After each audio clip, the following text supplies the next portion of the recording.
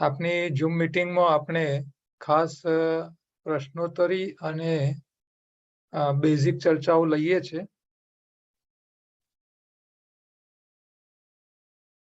जिन लोगों को कोई क्वेश्चन पूछना है तो वो अपना स्क्रीन वीडियो ऑन करके मुझे प्रश्न पूछ सकते हैं। पहले थोड़ा दो बार एक बेसिक बातें समझ लेते हैं। बेसिक क्या है? तो सिंपल सी बात है कि बीमारी क्यों आती है। तो यहाँ देखो, ये चित्र में लिखा है कि बिना चबाए खाने से एक तो ज्यादा खाना खा लेते हैं, उससे कब्ज होती है। जब आप बिना चबाए खाना खाते हैं तो आपकी मुंह की सलाइवा जितनी पेट में जानी चाहिए इतनी नहीं जाती है। इसके कारण आपका जो खुराक है, जो पकाया खुराक है, वो एसिड ही चला जाता है। आप उसको चबाते हैं तो सलाइवा के साथ जाता है तो वो एसिड कम हो जाता है, तो शरीर को नुकसान कम करता है। तो चबाने से दो फायदा होता है। एक तो खुराक जो पकाया नुकसान करने वाला था वो कम नुकसान करता है। दूसरा, कॉन्स्टिपेशन होती नहीं है, कब्ज रहती नहीं है, तो पेट साफ रहता है, तो बीमारियां आती नहीं है। तीसरा, जब आप पकाया खाते हो तो पकाया खुराक में न्यूट्रिशन नहीं होते हैं, तो जो लोग चबा के खाते हैं वो ज्यादातर बीमार नहीं है। 80% बीमारियां सिर्फ नहीं चबाने के कारण है। 20% जो समस्या है वो पकाया खाने से न्यूट्रिशन का अभाव होता है, उसकी समस्याएं हैं। तो आप भले पकाया खाओ लेकिन चबा चबा के खाओ। पकाया खुराक के साथ न्यूट्रिशन आपके शरीर में मिलते रहे, इसके लिए आप हरी पत्ती चाहे जूस के रूप में चाहे चटनी के रूप में वो खाते रहिए। यानी कि आप मान लो रोटी और सब्जी पकाई खा रहे हो, तो आप जितनी सब्जी खा रहे हो इससे ज्यादा आपको चटनी हरी पत्तियों की खानी चाहिए। इससे क्या होगा कि हरी पत्तियों से सबसे ज्यादा न्यूट्रिशन मिलते हैं जो हमारे शरीर को मेंटेनेंस के लिए काम में लगते हैं। हरी पत्तियों का जो हरा रंग होता है जिसको हम क्लोरोफिल बोलते हैं, देखो ये क्लोरोफिल का चित्र है। तो ये क्लोरोफिल जो है वो जब शरीर में जाता है तो हरे रंग का क्लोरोफिल लाल रंग के खून में यानी कि हीमोग्लोबिन में कन्वर्ट हो जाता है। अब ये क्लोरोफिल जब पत्तियों में होता है तब सूर्य का प्रकाश यानी अग्नि तत्व, हवा का कार्बन डाइऑक्साइड यानी वायु तत्व, जमीन का पानी यानी जल तत्व, जमीन का खाद यानी भूमि तत्व, अग्नि, वायु, जल और भूमि, ये चार तत्वों को इकट्ठा करके क्लोरोफिल पत्तियों में खुराक बनाता है। वही पत्तियों से वनस्पति में नए पत्ते, नए फूल और नए फल लगते हैं और वनस्पति का विकास होता है जो हम खाते हैं। तो हमारा खाना तैयार करने की जिम्मेदारी भगवान ने ये वनस्पति में पत्तियों में रहा क्लोरोफिल को दी हुई है। अब वही क्लोरोफिल जब पत्तियों के साथ शरीर में जाता है शाकाहारी प्राणी के, तो वो क्लोरोफिल का सेंटर का जो मैग्नीशियम एटम है वो चेंज होके आयन आ जाता है। मशीन वही रहता है, सिर्फ कलर बदल जाता है और नेचुरल हीमोग्लोबिन बन जाता है। तो ये नेचुरल हीमोग्लोबिन शरीर में क्या करता है, जो प्राणी ने खाया है वही खुराक में से अग्नि, वायु, जल और भूमि, ये चारों तत्व और आकाश तत्व पांचवा। आकाश का मतलब है स्पेस। जब आप खाना खाते हो तो जगह रोकता है। बड़ी साइज का खरबूजा लाओगे तो जगह रोकेगा, इसी तरह आप ज्यादा खाओगे तो पेट भरा दिखेगा, लेकिन 2-3 घंटे बाद पेट बैठ जाता है तो वो आकाश निकल जाता है। तो ये हमारे शरीर के पांचों तत्वों को मैनेजमेंट करने की जिम्मेदारी जो भगवान ने दी है नेचर के हिसाब से, वो है हीमोग्लोबिन। और वो हीमोग्लोबिन जब आप हरी पत्ती खाओगे चटनी के रूप में, जूस के रूप में, ताजी पत्ती लाके फ्रेश बना के खाओ तो अच्छा है, नहीं खा सकते हो तो उसकी पाउडर फॉर्म आती है पत्तियों की, और उसके टैबलेट भी आते हैं। आप पतंजलि के किसी भी स्टोर में चले जाइए, वहां आपको गेहूं के जवारे के पाउडर के डब्बे मिलेंगे। 100 ग्राम गेहूं के जवारे के डब्बे के 350 रुपया लेते हैं। क्यों लेते हैं? क्योंकि ये गेहूं के जवारे में सबसे ज्यादा न्यूट्रिशन होते हैं और इसमें सबसे ज्यादा क्लोरोफिल होता है जो नेचुरल हीमोग्लोबिन बनाता है। तो इसकी कीमत इसके लिए है। आपके पास आपके अड़ोस पड़ोस में आपको कहीं हरी पत्तियां मिल रही है, लेकिन आप उसकी उसकी कीमत आपको नहीं है। हाँ, महर्षि अरे पतंजलि ने ये बातें सब बताई हुई है, लेकिन हमको पता नहीं है। अच्छा, रामदेव को पता चल गया कि भी हरी पत्ती इतनी काम की है, तो उन्होंने उसका पाउडर बनाया व्हीट ग्रास का, और वो डब्बा भर के बेच रहे। पैसा भी ज्यादा ले रहे। क्यों? क्योंकि उसका काम भी इतना ऐसा है। तो आप अच्छी पत्तियां, गेहूं का जवार है, सहजन की पत्ती है, अल्फा अल्फा इसको रजका बोलते हैं, वो पत्तियां है। जो सबसे ज्यादा महंगा पत्ता है वो है गदम, रजका, अल्फा अल्फा अंग्रेजी में उसको बोलते हैं। तो पत्ती हमारे शरीर का मुख्य खुराक है, उसको हमको खाना चाहिए। साथ में जो स्वाद हम खाते हैं, तो स्वाद का भी काम है। आप कोई मीठी चीज खाते हैं तो कार्बोहाइड्रेट्स है। कार्बोहाइड्रेट्स का काम है शरीर में ताकत देना। आप ज्यादा मीठी चीज खाओगे तो कफ बढ़ेगा, वजन बढ़ेगा। खट्टा स्वाद जो होता है उसका काम है सफाई करना। आपके शरीर में जो जो कचरा जमा पड़ा है उसको तोड़ने का, निकालने का काम खट्टा करेगा। तो जिन लोगों को वजन कम करना है वो लोग खट्टे फल ज्यादा खाए, खट्टी चीज ज्यादा खाते रहे। अच्छा, तीनों टाइम पकाया खाने वाले जब खट्टा कोई फल खाते हैं, नींबू पानी पीते हैं, तो उनके शरीर में कचरा ज्यादा निकलता है, वो खून में इकट्ठा होता है, और खून में तीनों टाइम पकाया खुराक खाने के कारण वायु करने वाले बैक्टीरिया हाजिर होते हैं। वो कचरा खा के वायु बढ़ाते हैं खून में, और जोड़ों में सूजन में, जॉइंट में सूजन आ जाती है, और पेन होने लगता है। इसको वायु प्रकृति बोलते हैं।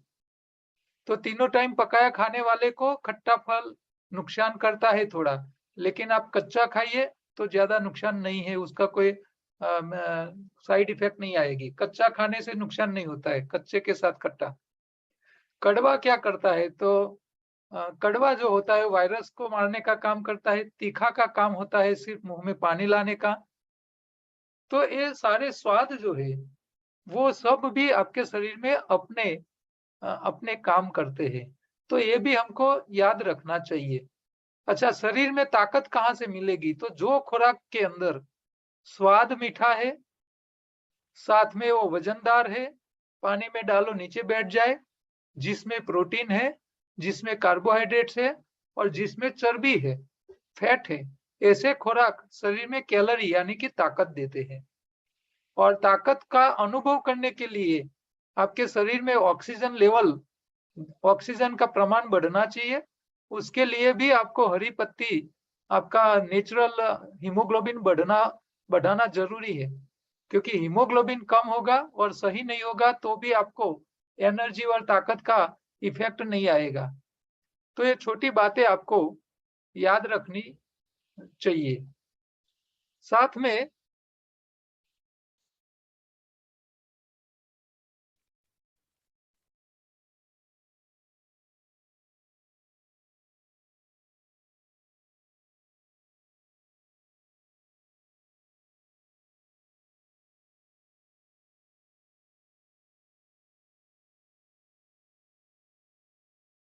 आपको एक बात याद रखनी है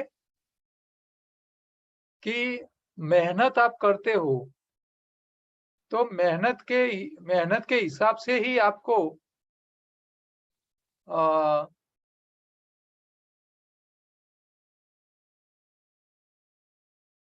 मेहनत के हिसाब से ही आपको खाना खाना चाहिए।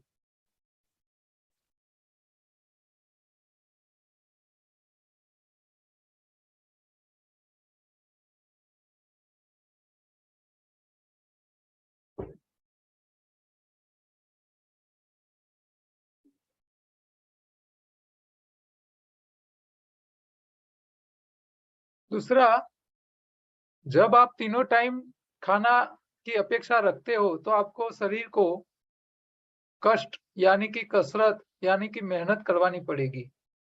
अच्छा, अभी ये मौसम बदल रही है, बारिश की मौसम आ रही है, चालू हो गई है। गुजरात में आद्रा नक्षत्र बोलते हैं कि आद्रा नक्षत्र बैठ जाने के बाद फल खाना छोड़ देना चाहिए। तो जो जैन लोग होते हैं वो लोग ये आद्रा नक्षत्र के बाद कैरी खाना, मैंगो खाना छोड़ देते, बंद कर लेते हैं। तो ये सीजन जो है वो बारिश की मौसम में गर्मी और भेज, नमी यानी कि मॉइस्चर, ये ज्यादा बढ़ जाता है। तो जहां नमी और गर्मी दोनों ज्यादा होती है वहां कंटामिनेशन बढ़ने लगता है, तो शरीर में बीमारियां ज्यादा आने लगती है। तो इसीलिए हमारे शास्त्रों ने ऋतु के हिसाब से भोजन के नियम बनाए हैं।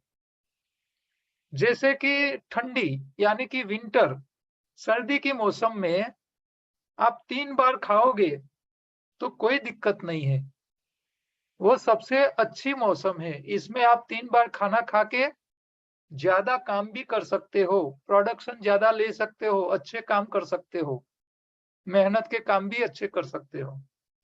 तो सर्दी यानी कि विंटर यानी कि ठंडी, यानी कि गुजरात में बोलते हैं सियारो, ठंडी। तो ठंडी की सीजन में आपको 3 बार खाने में कोई दिक्कत नहीं है।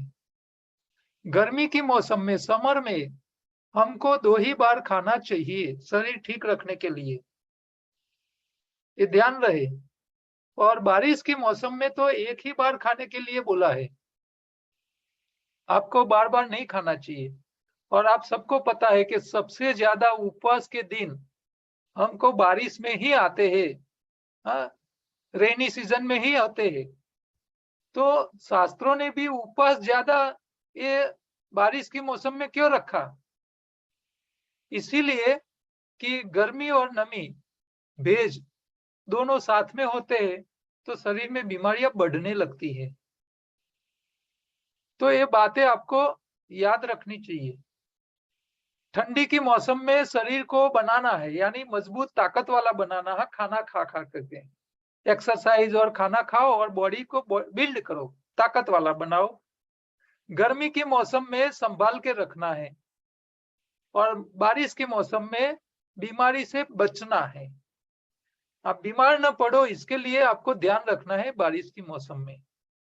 अच्छा, बारिश के मौसम में जो कच्चे हम चीजें खाते हैं तो इससे गैस बनने की समस्याएं बढ़ती है। तो ये गैस की समस्या से बचने के लिए आपको एक सिंपल सा प्रयोग करना है। आपको हर रोज सुबह में 1 चम्मच शहद यानी कि हनी, मध, गुजरात में मध बोलते हैं उसको, तो 1 चम्मच शहद लेना है। इसमें चुटकी आपको हींग, जो तड़का लगाने के लिए हम हींग का प्रयोग करते हैं, वो हींग आपको चुटकी अंदर डालनी है। और साथ में चुटकी जितना सेंधा नमक या काला नमक डालना है। ये 3 चीज मिक्स करके आप हर रोज सुबह सुबह में उसको चाटे, च्यवनप्राश की तरह। तो आपके शरीर में वायु प्रकृति, गैस की समस्याएं बारिश की मौसम में न के बराबर होगी, बहुत समस्याएं आएगी नहीं। तो ये बारिश के मौसम में कच्चे फल खाने से, जूस पीने से गैस बनने की समस्याएं बढ़ जाती है। तो इससे बचने के लिए एक ये प्रयोग, सिंपल सा प्रयोग है, हर रोज आप किया कीजिए। साथ में दूसरा ध्यान ये रखिए कि जो पक गए हुए, ज्यादा पके हुए फल मत खाइए। आप पत्ती लाते हैं, हरी पत्ती जूस बनाने के लिए, तो उसके ऊपर चिकास नहीं रहे उसका भी आप ध्यान रखिए, क्योंकि बारिश में चिकास वाली पत्तियां आती है। तो वो चिकास पूरी तरह साफ कर लेना आवश्यक है, जरूरी है। इसको साफ करने के लिए 2-3 तरीके हैं। या तो आप नमक वाला पानी बनाओ, इसके अंदर ये पत्तियों को डुबे के रखो अंदर पानी के अंदर डाल के रखो थोड़ी देर 5-10 मिनट, तो सारी चिकास पत्तियों की निकल जाएगी और गैस करने वाले बैक्टीरिया जो भी है वो सब खत्म हो जाएगी। दूसरा रास्ता है एप्पल साइडर विनेगर वाला पानी में वॉश कीजिए, इससे भी आपको सफाई हो जाएगी, चिकास निकल जाएगी। और सबसे उत्तम तीसरा रास्ता है वो है ओजोनाइजर मशीन आता है। वो मशीन छोटा सा वाटर फिल्टर जैसा ही होता है। 2000 से लेके 5-7 हजार तक के ऑनलाइन आपको उपलब्ध है, मिल जाएंगे। वो ओजोनाइजर मशीन क्या करता है, हवा में से ऑक्सीजन को खींचता है, वही ऑक्सीजन को ओजोन में कन्वर्ट करता है और ओजोन वाला वायु आपके पानी के अंदर वो मिक्स करके दे देता है। फिर वो ओजोन वाली जो पानी है उसके अंदर आपकी पत्तियां, सब्जी, फल जो भी है उसको आप पानी में डाल के रखो, तो वो ओजोन वाला पानी वो चिकनाहट वाले बैक्टीरिया को तो मारेगा ही, छोटे छोटे जीव को तो मार देगा जो गैस वायु बनाते हैं। इसके अलावा जो जो सब्जी में पेस्टिसाइड छींट के आया है, तो पेस्टिसाइड्स को भी वो खत्म करने का काम करता है। तो ये बारिश के मौसम में आप सब लोगों को ये जो चीज कच्ची खानी है उसकी सफाई अच्छी तरह करने के लिए ये 2-3 तरीके का आप इस्तेमाल कीजिए, इससे आपको काफी फायदा रहेगा। और अभी हम क्वेश्चन आंसर शुरू करते हैं। जिनको कोई क्वेश्चन पूछना है तो वो अपने वीडियो को ऑन करें, हाथ हिलाए और हम उनको अनम्यूट करेंगे, तो इससे आप प्रश्न पूछ सकते हो। पहले मैं सबको अनम्यूट कर लेता हूं, जो लोग ज्वाइंट हुए हैं सबको। जिन लोगों ने हैंड रेज किए हैं उसको भी अनम्यूट कर रहा हूं। दूसरे जो जो हाथ हिलाएंगे उनको भी मैं अनम्यूट करता हूं। शशिकला, बोलिए, अनम्यूट कीजिए अपने आप को। हाँ हाँ किया सर। जी बोलो। સર મને હમણાંથી પિત્તનો બહુ જ પ્રોબ્લેમ થઈ ગયો છે. ઓકે, તો પિત્તને શમન કરવા માટે पित्तनाशक चीजें यानी कि मीठी चीज, गरपन अथवा लोकी, दूधी जेवा ज्यूस, एमा तमारे खटास लेवानी नथी, तीखास लेवानी नथी। એટલે તમે 2-3 દિવસ તમે કાકડી છે, દૂધી છે, જે ખાટા ના હોય અને થોડા ગરપણ વાળા હોય, સહેજ મીઠાશ હોય, આવા કાચા ફ્રૂટ કાં તો સલાડ કાં તો સબ્જી ઉપર રહો તો તમારી પિત્ત પ્રકૃતિ 2 દિવસમાં જ ખતમ થઈ જશે। અને મેઇન તો પેટ સાફ રહેવું જોઈએ, એટલે પેટ સાફ કરવા માટે એનિમાનો ઉપયોગ કરો અથવા તો અમારા સેન્ટર ઉપર મળશુદ્ધિ પાવડર અથવા ટેબ્લેટ બંને ઉપલબ્ધ છે। એને તમે એક ટેબ્લેટ રાત્રે લઈ લો તો બીજા દિવસે તમારું નાનું આંતરડું અને મોટું આંતરડું બંને સાફ કરી નાખે। સર હરડે તો હું લઉં છું 15 દિવસે એક વખત। હા, એ રોજ ન લેવાય, એટલે આવી તકલીફ વધે તો અઠવાડિયામાં 1-2 વાર લેવાની રાખો તો એનો એટલે અઠવાડિયે 15 દિવસે એક વખત હરડે હું લઉં છું। હરડે કરતા મળશુદ્ધિ બહુ સ્ટ્રોંગ આવે, હરડે એટલું સ્ટ્રોંગ ન હોય જેટલી સફાઈ ન કરે। મળશુદ્ધિ ઘરે બનાવીએ તો બહુ સ્ટ્રોંગ છે, એક અડધી ચમચી લઈએ ને તો બી સવારમાં 2-3 વખત 4 વખત તો સારું છે। એ રીતના બી તમે કરી શકતા હોય તો ઉત્તમ છે, કોઈ વાંધો નથી। પરંતુ 2-3 દિવસ તમે આ રીતે રો ફૂડ ઉપર રહો, दूध चा कॉफी बंद कर नाखो, रांधेलू 2 દિવસ न खाओ तो તમારું પિત્ત એની મેરે કંટ્રોલમાં આવી જશે। ઓકે સર, ઓકે, चलो बीजा हेतलबेन, પછી ગણેશભાઈ પારેખ, બોલો, અનમ્यूट करो जी, बोलो। हाँ हाँ, गणेश बोलू छू। हाँ हाँ बोलो। हाँ, मारी बेबी 21 વર્ષની છે। હમણાં 2-3 દિવસ ત્યાં લેટ્રિન માંથી લોહી પડે છે, તો આજે ડોક્ટર ને બતાવ્યું ને તો ઈ કે હરસ છે, ઈ કે તો હરસમાં ઈ કે તમારે ઓપરેશન કરાવવું પડે અને જ્યારે લેટ્રિન જાય ને ત્યારે લોહી પડે છે। સાંભળો, હવે ઓપરેશન ની કોઈ જરૂર નથી, એને કહો એક તો ચાવીને ખાવાની આદત પાડે બીજું ખોરાકની અંદર લીલા પાન, ચટણી ને આવું બધું વધારે ખાવાનું રાખો, શાકભાજી ને એવું વધારે ખાય. ત્રીજું તીખાસ અને ખટાશ ટોટલી બંધ કરી દે. અને ચોથું તાત્કાલિક રાહત માટે દિવેલ જે આવે છે એરંડિયું, એ દિવેલ વાળું રૂનું પૂમડું કરી રાત્રે સુવાના ટાઈમે એ પૂમડું મળ માર્ગે અંદર સરકાઈને સુઈ જવાનું આખી રાત. સવારે મળ માર્ગે નીકળી જશે ટોયલેટ મળ સાથે, બરાબર. તો એનાથી તરત રાહત થઈ જશે, બ્લીડિંગ થવાનું બંધ થઈ જશે. અને શરીરમાં પિત્ત વધેલું હોય એટલે આ પાઇલ્સ મસાની સમસ્યાઓ વધે. એટલે પિત્ત થાય એવી ચીજો, ખાટી તીખી વસ્તુઓ બંધ કરો. અને ઠંડક કરે એવી વસ્તુઓ, દૂધી છે, પાંદડાઓના રસ છે, કાકડી છે, આવી બધી વસ્તુઓ જે ઠંડક કરે, ગરપણ વાળી ચીજો એવી થોડી ખાવાની રાખો તો એમને રાહત થઈ જશે. ઓપરેશન કરાવવું યોગ્ય નથી મારા હિસાબે. અને સીસમના પાનનો રસ આપી શકું સર? હા, આપી શકો. એનાથી ઠંડક થઈ જશે, વધારે પડતી ઠંડક થઈ જશે. એટલે એ વધારે પડતું ન લેતા, પરંતુ અલ્ટિમેટ શું છે કે ખોરાકમાં ધ્યાન રાખો. જે આપણે મરચું જે વાપરતા હોઈએ છીએ, લાલ રંગનું મરચું, આપણે કલર કરવા લાલ રંગનું મરચું સૂકું વાપરતા હોઈએ છીએ, પણ એ ઘણી વખત એટલા બધા તીખા આવે કે તમે થોડું થોડું ખાઓ તો બી સમસ્યા આવે. અચ્છા, ખાટી કેરી વધારે પડતી ખાવામાં આવે, ખટાશ, તો પણ આવી સમસ્યાઓ થતી હોય છે. તો આ થોડું સ્વાદ ઉપર બી થોડું કંટ્રોલ કરશો તો રાહત થઈ જશે. અને ખાસ તો ચાવીને ખાવાની આદત પડાવો, બરાબર? હા, ચોક્કસ. Thank you sir. બોલો હેતલબેન. હા સર, થોડાક દિવસથી મેં બપોરે જ્યુસ અને સાંજે એક ટાઈમ જમવાનું ચાલુ કર્યું છે. તો સાંજના જમું ને ત્યારે રાતે મને પેટમાં દુખે છે એવું લાગે.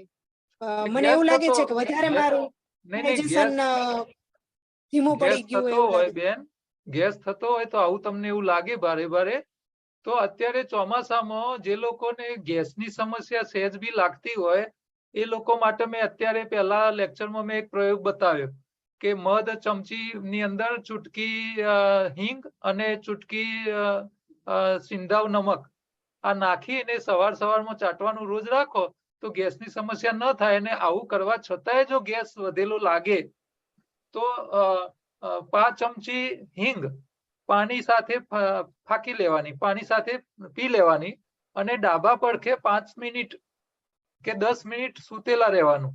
આનાથી જે ગેસ જઠરમાં જે આફરો ચડ્યો હોય એ 2 જ મિનિટમાં રાહત કરી આપશે તમને, એટલે તરત રાહત કરી નાખે.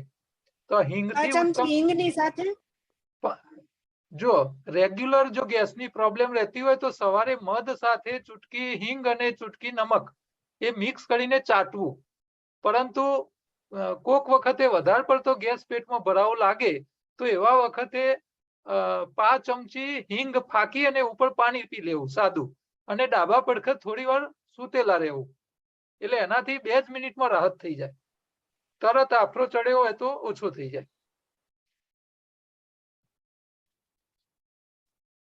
ઓકે, બોલો ભાવનાબેન. હા, નમસ્તે સાહેબ. નમસ્તે. હમણાંથી હું રોજ ગ્રીન જ્યુસ પીવું છું તો ઘણો મને આમ સ્ફૂર્તિનો અનુભવ થાય છે. પણ એક સમસ્યા એ છે કે હું કાકડી ને એવું કાચું ખાવાનું ચાલુ કર્યું છે હમણાંથી, પણ મને પચતું નથી કે ખબર નહીં, વોમિટ જ થઈ જાય છે. ચાવીને ખાઉં છું તોય. પેટ સાફ ન હોય અને કાચું ખાવ તો આ સમસ્યાઓ આવે. એટલે જે લોકો કાચું ખાવાનું સ્ટાર્ટ કરે એ લોકોએ પહેલા તો આંતરડાને સાફ કરવા માટે ત્રિફલા અથવા મળશુદ્ધિ પાવડરનો ઉપયોગ કરી સવારે એકદમ પેટ સાફ કરી દેવું અને પછી કાચું ખાવાનું સ્ટાર્ટ કરવું. એનાથી શું થાય, આંતરડાની સફાઈ થઈ ગયેલી હશે તો કાચું ખાધેલું અંદર જઈને નુકસાન નહીં કરે. બાકી જો અંદર કચરો ભરાયેલો પડ્યો હોય, પેટ સાફ ના હોય, આંતરડા ચોખ્ખા ન હોય અને જયારે આપણે કાચું ખાઈએ, અને ચોમાસામાં તો પાછું વધારે નુકસાન થાય, કારણ કે ચોમાસામાં તમે કાકડી ખાવ તો એ બી કન્ટામિનેશન વધારે કરે, ગેસ કરે, પેટમાં ભરાવો હોય એવું લાગે, તમને ગમે નહીં. તો આવી બધી સમસ્યાઓ થવાનું મૂળ કારણ શું છે? પેટ સાફ ના હોય એટલા માટે, અને વાયુ થતો હોય. એટલે વાયુથી બચવા માટે હિંગનો પ્રયોગ વધારે ઉપયોગી છે ને સારો છે. એટલે પેટ સાફ કરીને પછી કાચું ખાવાનું રાખો તો વાંધો નહીં આવે. એટલે અત્યારે ચોમાસામાં ખાસ આટલું ધ્યાન રાખવાનું છે. હા, પહેલા હું ખાતી હતી પણ હું આમ આટલું તમે વધારે આ ક્વોન્ટિટીમાં હવે હમણાંથી ચાલુ કર્યું છે કે કાચું જ ખાવાનું, બીજું કઈ નહીં ખાવાનું. અને પહેલા ખાતી હતી ખરી પણ થોડું ખાતી હતી કાચું. હવે કાચું જે આખી પ્લેટ એ કાચું જ ખાઉં છું એટલે કદાચ થતું હોય, બાકી પેટ સાફ છે મારું. આમ તો અત્યારે અમે ચોમાસાની અંદર બધાને કાચું ખાવાની બહુ ભલામણ નથી કરતા, કારણ કે ચોમાસામાં પાંદડાથી લઈને શાકભાજીથી લઈને સલાડ બધી ચીજો ગેસ વધારે કરે. એટલે અમે એવું સલાહ આપીએ છીએ કે તમે ચોમાસામાં જે કઈ શાકભાજી ખાવી છે તો એને કાચી પાકી સહેજ સંભારો બનાવીએ ને એ રીતે સહેજ વોર્મ કરો, એટલે એનાથી શું થાય, ગેસ કરવા વાળા ચિકાસ અને બેક્ટેરિયા હોય મરી જાય, પછી તમે ખાવ તો ગેસ નહીં થાય. અને સાથે લીલા પાનની ગોળી, સરગવાના પાનની ગોળીઓ આપણા સેન્ટર ઉપર અમદાવાદ, ગાંધીનગર અથવા ઓનલાઈન તમને ઉપલબ્ધ છે. એટલે લીલું જે છે એ સૂકા ફોર્મમાં લો, એટલે ગોળી પાણી સાથે ગળી લો તો એ ગેસ નહીં કરે. એની સામે તમે લીલા પાનનો તાજો રસ બનાવીને પીશો તો એ ગેસ કરશે. આપણો ઉદ્દેશ શું છે, લીલા પાનનો ઉપયોગ શરીરમાં ન્યુટ્રિશન મળવા જોઈએ. શરીરમાં લીલો રંગ જવાથી નેચરલ હિમોગ્લોબિન બનવું જોઈએ. આપણું કામ છે ન્યુટ્રિશન આપવાનું અને હિમોગ્લોબિન નવું બનાવવાનું. તો એના માટેનો ચોમાસામાં સૌથી સારો રસ્તો એ જે નુકસાન ના કરે એવો તો સૂકા પાવડરનો ઉપયોગ કરવો અથવા ગોળી પી લેવી, એ સૌથી સારું. બાકી ચોમાસામાં જે કંઈ તમે ભોજન કરો એને થોડું વોર્મ કરીને લો, એનાથી ગેસ નહીં થાય. આપણે શાકભાજી જે કઈ છે એને સંભારો બનાવીએ એ રીતે થોડી જ વોર્મ કરવાની, કાચા પાકા જેવી શાકભાજી બનાવવાની, વધારે ગરમ નહીં કે પકાવવાની નહીં, કુકરમાં પકાવવાની જરૂર નથી. એટલે આ રીતે તમે ખાશો ને તો ગેસની સમસ્યા નહીં થાય. શરીરમાં જોઈતા ન્યુટ્રિશન આપણને લીલા પાનના પાવડર અથવા ગોળી સ્વરૂપે મળી જાય, આપણું લોહી નવું બનતું જાય. તો ચોમાસા પૂરતું અમે ખાસ બધા સાધકોને કહીએ છીએ કે તમે કાચા ઉપર બહુ આગ્રહ ન રાખો, ને કાચું ખાવું હોય તો ખાટા ફળ ખાવા, ખટાશ વાળા. તો ખટાશ જે છે ને ગેસ નહીં થવા દે. અને સાથે અંદર સંચર કે કાળા મરી કે થોડી સૂંઠ આવું નાખીને ખાવાનું રાખશો તો પણ ગેસ નહીં બને. એટલે ચોમાસામાં ખાસ આ બધું આપણે થોડું સાચવવાનું હોય છે કાચામાં. થેન્ક યુ સાહેબ, થેન્ક યુ. બોલો હવે ઓમ ચંદ્રના, પછી એક આ વી પટેલ, પછી મંજુ ગોડવાની, આ બધા અનમ્યુટ કરો અને ચાલુ કરો, કારણ કે આપણા જોડે હવે 6-7 મિનિટ છે. હેલો, ત્રિફલા લઈ શકાય? ત્રિફલા રેગ્યુલર લઈ શકાય, ત્રિફલા લેવાનું નુકસાન નથી. હા, હું લઉં છું સર દરરોજ. ત્રિફલા લેવામાં કોઈ વાંધો નથી, પણ અત્યારે ચોમાસાના સમયમાં તમે જેટલો ખોરાક ઓછો ખાશો એ શરીરને ચોમાસાની સિઝનમાં શરીરને સાચવવાનું છે. હા સર.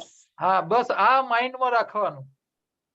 શિયાળામાં જે ખાવું હોય ખાઈને બોડી બિલ્ડિંગ કરજો, 3 વાર ખાજો અને કસરત કરીને બોડી શરીરને બનાવજો. પરંતુ ચોમાસામાં ખાલી સાચવવામાં ધ્યાન રાખવાનું છે, બોડી બિલ્ડિંગ કરવાનું નથી. એટલે ઓછો ખોરાક, સાચો ખોરાક, સારો ખોરાક, નુકસાન ન થાય રીતે એને ચાવીને ખાવાનો આગ્રહ રાખવો. બરાબર? હા સર. અને પાલક છે સર, પાલક છે અને ઈ આપણે પકાવીને શાક ખાઈ અને કાચું ખાઈ, એમાં કેટલો ડિફરન્સ આવે? જો પકાવવામાં હું તમને અત્યારે મેં હમણાં ફરીથી થોડી વાર પહેલા કીધું કે પહેલા તો જે કઈ શાકભાજી છે, પહેલા તો શાકભાજીની વ્યાખ્યા કરો કે જે પાણીમાં તરે એવા કોઈ પણ શાકભાજી, પછી એ પાંદડા બી હોય, એને આપણે સંભારો બનાવીએ એ રીતે કાચા પાકા રાખો. ખાલી મરી મસાલા ભરી જાય, અંદર સહેજ વોર્મ થવાથી ચિકાસ કે બેક્ટેરિયા જે કઈ હોય ચોમાસાના એ બધા મરી જાય, એટલે ગેસ ના કરે. એટલે એને કુકરમાં પકાવવું નહીં, કાચું પાકું સંભારાની જેમ તમે પાલકને એ રીતે ચડવીને ખાશો, એનો કલર ઉડી ના જાય એ રીતે આપણે ગરમ કરવાનું છે. બરાબર છે. બરાબર, તો એ નુકસાન નહીં કરે. જી સર, તમારો ઓનલાઈન નેચરોપેથીનો કોર્સ હોય છે સર? મારી YouTube ચેનલ ઉપર આખા કોર્સના વિડિયો પડેલા છે, હિન્દી અને ગુજરાતી બંનેમાં પ્લેલિસ્ટ.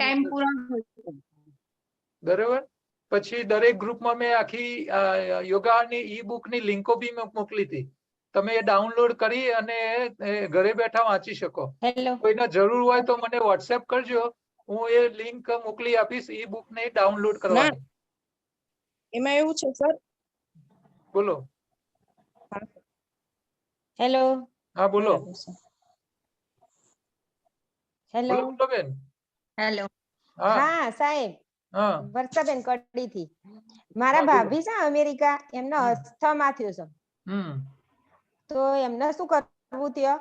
અસ્થમા માટે કફ ન કરે એવી ચીજો ખાવાની. કોઈ દવા ખરી? નહીં, દવામાં તો આદુ છે, લસણ છે, કાળા મરી છે, આવા ગરમ મસાલાનો વધારે ઉપયોગ કરે ગ્રીન સાથે. 50% થી વધારે કાચું ખાય, દૂધ ચા કોફી બંધ કરી દે, 24 માંથી 16 કલાક ઇન્ટરમીડિયેટ ફાસ્ટિંગ કરે, 8 કલાકની વચ્ચે ખાય, અડધાથી વધારે કાચું, અડધાથી ઓછું પાકું. બસ આટલું કરશી તો ધીરે ધીરે અસ્થમા મટી જશે. અને આ જે ગરમ છે, લસણ છે, આદુ છે, આ બધાનો પ્રયોગ વધારો એટલે કફ ન થાય, એ ધ્યાન રાખવાનું છે. હળદર, દૂધમાં હળદર નાખીને પીવાય? ના, દૂધ નહીં લેવાનું. દૂધ નહીં લેવાનું. એના કરતા એકલી હળદર પાણીમાં ઓગાળીને પીવી સારી. બરાબર. અને એ ઘરે ફ્રૂટ ના ખાય કાચામાં, એ ધ્યાન રાખીએ અસ્થમા વાળા, કારણ કે ઘરપણ ખાવાથી કફ વધે, એ ધ્યાન રાખીએ. ગળી ફ્રૂટ નહીં ખાવા. હા, ઘરપણની જગ્યાએ મધ અથવા ખજૂર ખાય, અથવા રસાયણ ચૂર્ણ જો ઓનલાઈન મળી જતું હોય તો રોજ સવારે મધ સાથે ચાટવાનું રાખે, તો એ અસ્થમા માટે સારું આવે. અને અહીંયાથી આપણા ત્યાં તુલસી ડ્રોપ હોય છે, તુલસી, આદુ, હળદર અને ગળોનો એક્સ્ટ્રેક્ટ કાઢેલા, તો એ તમે ઉપયોગ કરી શકો. જો કોઈ જતું હોય તો જોડે મોકલી શકો તમે. ચલો, બીજા કોઈને? સારું. હા, હેન્ડ રેઝ કર્યા છે, આ ખાલી નંબર છે. बोलो। थैंक यू, हिंदी में आपने सिखाया, बहुत अच्छा लगा सर, इसलिए thanks a lot. Thank you. God bless. Shashikalaben. Thank sir, મને એક વાત પૂછવી ભૂલી ગઈ કે મને હમણાં થોડા દિવસથી યુરિનમાં ખુજલી બહુ જ આવે છે પ્રાઇવેટ પાર્ટ્સમાં. હા, તો એના માટે તમારે એક દિવસ ઉપવાસ કરી લેવાનો, નિર્જરા કરી દેવાનો. ટોટલી નિર્જરા, પાણી બી નહીં પીવાનું, અને એ દિવસે આરામ કરવાનો, કાંઈ કામ નહીં કરવાનું. પણ હા સર, પણ મને જ્યારે ડિહાઇડ્રેશન જેવું થાય ને, બહાર ગયું હોય, પાણી ઓછું પીવામાં આવે ને, ત્યારે મને એ પ્રોબ્લેમ વિશેષ થાય છે સર. ના, એનો હોતો નથી, પણ તમે જ્યારે બહાર જાઓ છો ડિહાઇડ્રેશન કરતા, તમે જ્યારે શરીર ગરમીમાં ફરતા હો, શરીરમાં ટેમ્પરેચર વધે, રાંધેલો ખોરાક ખાવાથી આપણા લોહીની સફાઈ ન હોય, એ કન્ટામિનેશનના કારણે આવી સમસ્યાઓ થાય છે. એટલે બોડીનો જે કચરો છે એ ભેગો થાય એટલે જ આવી સમસ્યા થાય. એક દિવસ તમે ઉપવાસ કરશો તો તમને જલ્દી રાહત થઈ જશે. એવું? એટલે મને કેવું કે જ્યાં જે પ્રાઇવેટ પાર્ટ હોય ને, એમાં લેડીઝ ને જે ચિકાશ વળવી જોઈએ ને, અમુક વખતે એકદમ ડ્રાય થઈ જાય છે. નહીં, એ તમારી લોહીની ખામી, તમારી લોહીની ખામી છે. તમે લીલા પાન ને એવું બધું ખાવાનું રાખશો તો આ બધી સમસ્યાઓ ઓછી થઈ જશે. પણ છતાંય શરીરમાં કન્ટામિનેશનના કારણે ઇચિંગના પ્રશ્નો આવતા હોય છે. એટલે ઉપવાસ કરવાથી એમાં રાહત થઈ જાય. તમને ન રહેવાય તો થોડું ગુંઠરો પાણી પીવાનું, પરંતુ ભોજન કર્યા વગરનો કરશો તો તમને જલ્દી રાહત થઈ જશે. ચલો હવે. Okay sir, thank you. કોઈને બાકી હોય તો બોલો, 1 મિનિટથી ઓછો સમય છે હવે.